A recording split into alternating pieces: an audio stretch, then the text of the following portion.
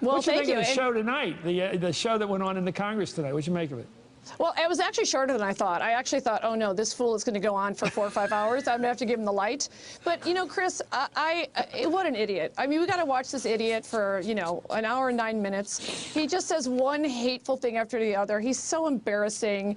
From the beginning, you know, Melania comes in with the sequin jacket, and all the white guys are like, hey, she's hot. Maybe if I'm like him, I could get her. The whole sham from the beginning.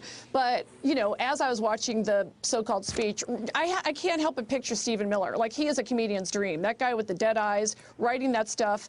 You know, I watched the video of him at Samo High, Santa Monica High, when he was saying his premise was that the students shouldn't have to put up with lazy janitors anymore, and the janitors should be quicker at picking up their garbage at lunch in Santa Monica. So I love to think of like this crazy scene behind him. In high school, there's a tape of it. That was his high school speech. Yeah, he wrote it. There's a tape of it. He's reciting it very passionately.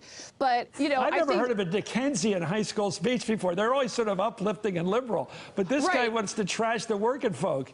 Yes, and this speech was not uplifting in any way. Now they're out rooting for these guys. Okay, he's not for anything but himself, first of all. But, you know, one thing I'm really glad you mentioned that I went and performed in Iraq and Afghanistan, because one thing I personally have an issue with is, my goodness, anyone who's running for president or president should at least go to these areas and see what war really is. And let me tell you, you know, being in those war zones, as you know very well, Chris, and Michael, obviously you know as well, it's a very different situation than what you think it will be. So, you know, my time in those areas, and including going to Walter Reed back here and stuff, it does change your mind once you're in that actual environment. And I'm certainly no expert on the military, but I'm so glad that I had even that bird's eye look into their life and their lifestyle and their culture and during war. So it's astounding to me to hear him espouse these thoughts and ideas, and it really does seem like he doesn't put any thought into the real people that have to execute them and suffer the consequences. What did you make about that dinner he had that night before he committed our troops to Yemen, to that mission over there, where he's sitting around with Jared,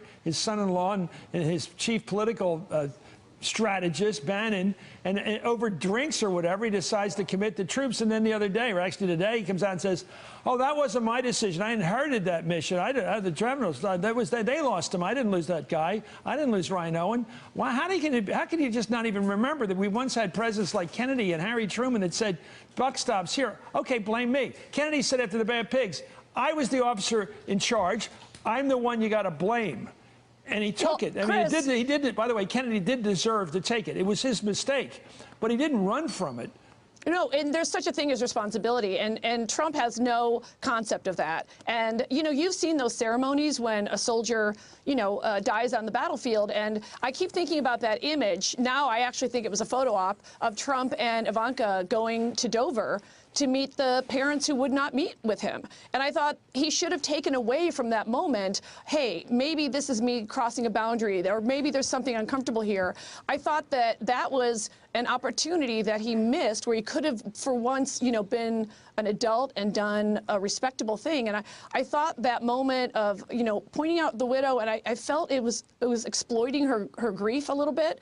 And as you know, those ceremonies are very, very serious. And I feel like this is a president who doesn't take anything seriously.